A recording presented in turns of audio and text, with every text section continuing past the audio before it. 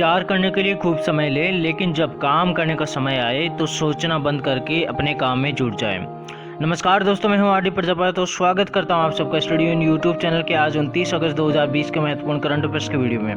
दोस्तों, आज के करंट अफेयर्स की पीडीएफ आप हमारे टेलीग्राम चैनल से डाउनलोड कर सकते हैं, जिसकी लिंक आपको वीडियो की डिस्क्रिप्शन बॉक्स में मिल जाएगी। अगर आप हमारे चैनल पर नए हैं और ये वीडियो देख रहे हैं तो वीडियो को अंत तक देखिए। आपको वीडियो कैसा लगा जरूर से कमेंट बॉक्स में बताइए। साथ ही स्टूडियो यूट्यूब चैनल को सब्सक्राइब करके बेल आइकन प्रेस कर लीजिए ताकि आने वाले वीडियोज के नोटिफिकेशन आपको सबसे पहले मिल जाए। दोस्तों, चर्चा करेंगे उन प्रश्नों की जो कि पूछा था हमने पिछले वीडियो में आपसे। पहला प्रश्न था, किस राज्य में एनआरआई एकीकृत पोर्टल लॉन्च किया गया है? तो दोस्तों, उत्तर प्रदेश में एनआरआई एकीकृत पोर्टल को लॉन्च किया गया है और इसके बारे में चर्चा करें तो उत्तर प्रदेश के मुख्यमंत्री योगी आदित्यनाथ ने एक महत्वाकांक्षी एनआरआई एकीकृत पोर्टल लॉन्च किया है। ये पोर्टल न केवल राज्य में निवेश में मदद करेगा बल्कि उन लोगों के लिए भी एक अवसर प्रदान करेगा जो विदेश में जाकर के कुछ नौकरी करना चाहते हैं या कमाना चाहते हैं। दोस्तों, ये पोर्टल विदेशी भारतीयों और एनआरआई को भी स्थानीय प्रशासन या फिर राज्य सरकार के साथ उनकी जो भी समस्याएं हैं उनको हल करने में मददगार साबित होगा। अगला प्रश्न था दोस्तों, देश की नई राष्ट्रीय शिक्षा नीति को लागू करने वाला पहला राज्य निम्न में से कौन सा है? तो दोस्तों, कर्नाटक ने जो देश की नई राष्ट्रीय शिक्षा नीति आई है उसको लागू किया है और वह सबसे पहले लागू करने वाला राज्य बन गया है। कर्नाटक के उप मुख्यमंत्री डॉक्टर CN अश्वत्थ नारायण की घोषणा के अनुसार कर्नाटक राष्ट्रीय शिक्षा नीति को लागू करने वाला पहला राज्य बना है।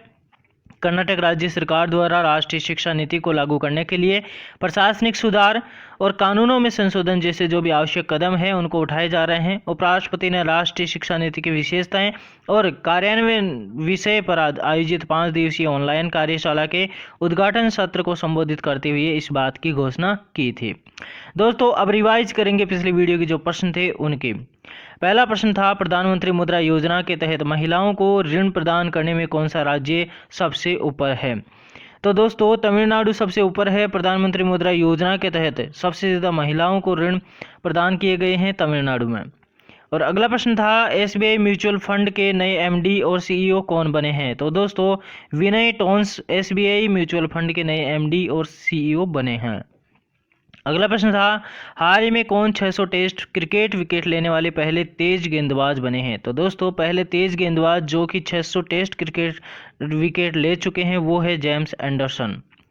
अगला प्रश्न है दोस्तों, किस रेलवे स्टेशन पर बैगेज सैनिटाइजेशन और रैपिंग मशीन स्थापित की गई है? तो अहमदाबाद रेलवे डिवीजन द्वारा अहमदाबाद रेलवे स्टेशन पर बैगेज सैनिटाइजेशन और रैपिंग मशीन स्थापित की गई है, जिसके तहत जो भी कोई सामान हो उसको 360 डिग्री यानी कि पूरी तरह से चारों तरफ से उसको सैनिटाइज किया जा सकेगा। अगला प्रश्न है, किस राज्य में पहला ड्रैगन फ्लाई फेस्टिवल का आयोजन किया जा रहा है? तो दोस्तों, केरल में ड्रैगन फ्लाई फेस्टिवल जो कि पहला है केरल का, वहाँ पर ये फेस्टिवल आयोजित किया जा रहा है। अगला प्रश्न है, हाल ही में किसने सगुन गिफ्ट एंड इंश्योरेंस नामक बीमा उत्पाद लॉन्च किया है? तो दोस्तों, SBI जनरल इंश्योरेंस कंपनी द्वारा सगुन गिफ्ट एंड इंश्योरेंस नामक बीमा उत्पाद लॉन्च किया गया है। अगला प्रश्न है, हाल ही में भारतीय डैश सेना ने कैरियर से संबंधित जानकारी प्रदान करने के लिए माई IAF ऐप लॉन्च किया है। तो दोस्तों, भारतीय वायुसेना ने कैरियर से संबंधित जो भी जानकारी है उनको प्रदान करने के लिए माई IAF ऐप लॉन्च किया है। अगला और लास्ट प्रश्न था दोस्तों, डॉक्टर अशोक के वेद द्वारा संपादित गैस्ट्रिक कैंसर शीर्षक पुस्तक का विमोचन किसने किया है? दोस्तों, केंद्रीय राज्य मंत्री जितेंद्र सिंह द्वारा, ये भी डॉक्टर जितेंद्र सिंह है, उनके द्वारा डॉक्टर अशोक के वेद द्वारा जो संपादित पुस्तक है जिसका नाम है गैस्ट्रिक कैंसर, उस पुस्तक का विमोचन किया गया है। अब दोस्तों, ये तो हो गई रिवीजन की बात। अब चर्चा करेंगे आज के यानी कि 29 अगस्त 2020 के जो महत्वपूर्ण करंट अफेयर्स बनते हैं उनकी।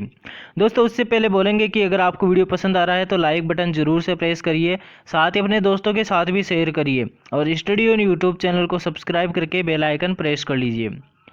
दोस्तों, आज का जो पहला प्रश्न है वो है, अमेरिका में महिला समानता दिवस कब मनाया जाता है? तो दोस्तों, प्रतिवर्ष 26 अगस्त को महिला समानता दिवस मनाया जाता है अमेरिका में। अब दोस्तों, ये पूरे विश्व भर में मनाया जा रहा है। इसकी शुरुआत अमेरिका से हुई थी और किस तरह से हुई उसके बारे में चर्चा करते हैं। पहली बात यह है कि अमेरिका में 26 अगस्त को अमेरिकी महिलाओं को मिले मतदान के संवैधानिक अधिकार को चिन्हित करने के लिए प्रतिवर्ष महिला समानता दिवस मनाया जाता है और इस बार यह इसकी 100वीं वर्षगांठ मनाई गई है।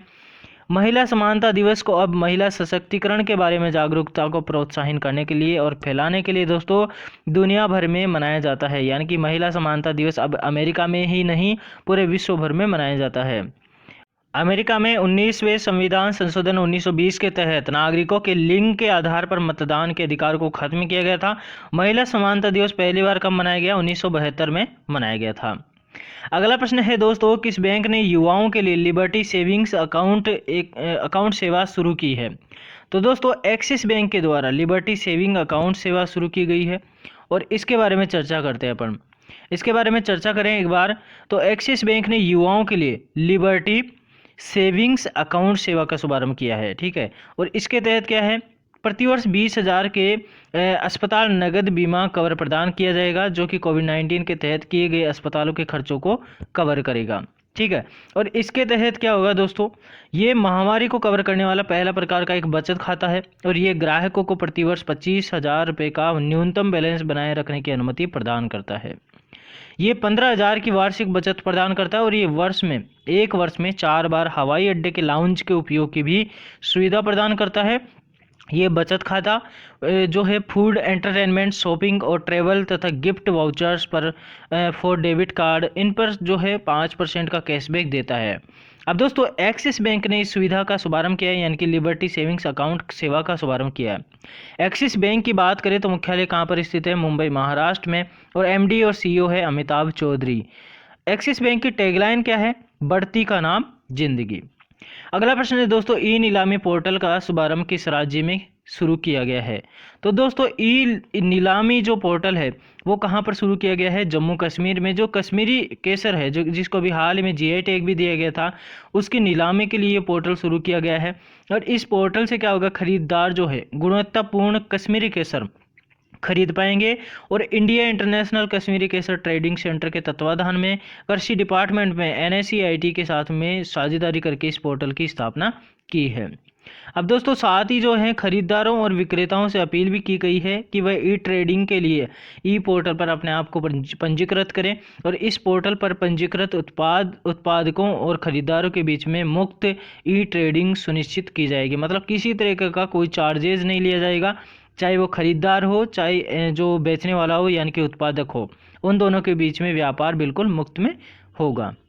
अगला प्रश्न है दोस्तों, क्रिकेट द्रोणा नामक पुस्तक किस पर लिखी गई है जिसका विमोचन सितंबर 2020 में होगा? तो दोस्तों भारत के पूर्व कोच हैं ये वासुदेव जगन्नाथ परांजपे, और इनके नाम पर ये पुस्तक प्रकाशित हो रही है, क्रिकेट द्रोणा नामक। ठीक है, और जिसका प्रकाशन कब होगा? सितंबर 2020 में।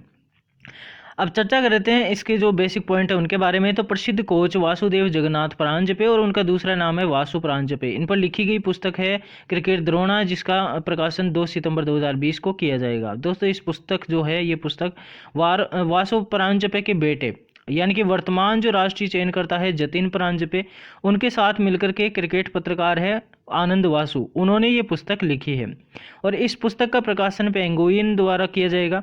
इस पुस्तक में गावस्कर, तेंदुलकर, राहुल द्रविड़ और रोहित शर्मा जो भी भारत के महान क्रिकेटर हैं उनके करियर को आगे बढ़ाने में परांजपे के प्रभाव यानी कि उनका जो क्या योगदान रहा इनके करियर को डेवलप करने में, उसके बारे में इस पुस्तक में बताया गया है। और इस पुस्तक को लिखा किसने है? पत्रकार आनंद वासु ने। किसके साथ मिलकर के लिखा है? जो वासु परांजपे के बेटे हैं यानी कि जो राष्ट्रीय चयनकर्ता भी है जतिन परांजपे, उनके साथ मिलकर के इस पुस्तक को लिखा गया। अगला प्रश्न है, विश्व जल सप्ताह 2020 कब मनाया गया है? तो दोस्तों 24 से 28 अगस्त के बीच में विश्व जल सप्ताह 2020 मनाया गया है। इस बार का मुख्य विषय क्या है? Water and climate change accelerating action. विश्व जल सप्ताह 1991 के बाद स्टॉकहोम इंटरनेशनल वाटर इंस्टीट्यूट द्वारा आयोजित एक वार्षिक वैश्विक कार्यक्रम है जो कि पृथ्वी के पानी के मुद्दों और इससे जुड़े जो भी अंतर्राष्ट्रीय विकास की संबंधित समस्याएं हैं उनसे संबंधित जो है समस्याओं पर ये चर्चा करता है। दोस्तों कोविड-19 महामारी के कारण इस बार जो है विश्व जल सप्ताह है उसका वर्चुअल आयोजन किया गया है। अगला प्रश्न है दोस्तों, हाल ही में किसे Tenzing Norgay national adventure award 2019 से सम्मानित किया गया है?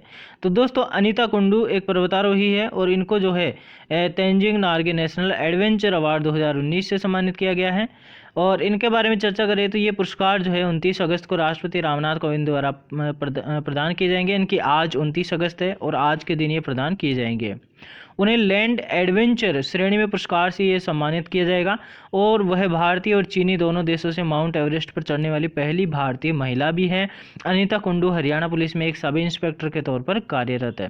तो इस तरह से जो है भारतीय पर्वतारोही जो अनीता कुंडू है उनको Tenzing Norgay national adventure award 2019 से सम्मानित किया जाएगा।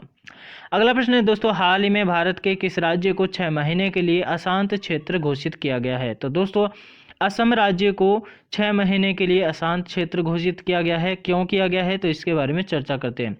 गुवाहाटी में जारी एक आधिकारिक विज्ञप्ति में कहा गया है कि निर्णय सशस्त्र बल विशेष शक्तियां अधिनियम 1958 के तहत लिया गया है। दोस्तों ये क्या अधिनियम है? तो सशस्त्र बल विशेष शक्तियां अधिनियम क्या है? इसके तहत क्या है, किसी भी क्षेत्र में जो सशस्त्र बल है उसका उपयोग किया जा सकता है अगर वहाँ पर अराजकता है, वहाँ पर अशांति है, तो ऐसे क्षेत्र में और वहाँ पर शांति स्थापित करने के लिए विशेष जो सशस्त्र बल है उसका उपयोग किया जा सकता है। पूर्वोत्तर में क्या है, अभी पिछले 6 महीने के दौरान आतंकवादियों द्वारा सुरक्षा बलों पर हमला किया जा रहा है और ऐसे में क्या है, असम में अवैध हथियार है उनकी भी बरामदी की गई है। तो उसी को मद्देनजर रखते हुए वहाँ पर जो है 6 महीने के लिए उस क्षेत्र को अशांत क्षेत्र घोषित किया गया है। दोस्तों अगला प्रश्न है, लोक प्रशासन में उत्कृष्टता के लिए पुरस्कार किसके द्वारा प्रदान किया जाएगा? तो दोस्तों प्रधानमंत्री द्वारा ये पुरस्कार प्रदान किया जाएगा। इस पुरस्कार के बारे में चर्चा करें तो प्रधानमंत्री नरेंद्र मोदी 31 अक्टूबर 2020 को लोक प्रशासन में उत्कृष्टता के लिए पीएम पुरस्कार प्रदान करेंगे। ये जो पुरस्कार है गुजरात के स्टैच्यू ऑफ यूनिटी में प्रदान किए जाएंगे। प्रधानमंत्री के पुरस्कार पोर्टल को 17 जुलाई 2020 को पीएमओ में राज्य मंत्री डॉक्टर जितेंद्र सिंह द्वारा लॉन्च किया गया था।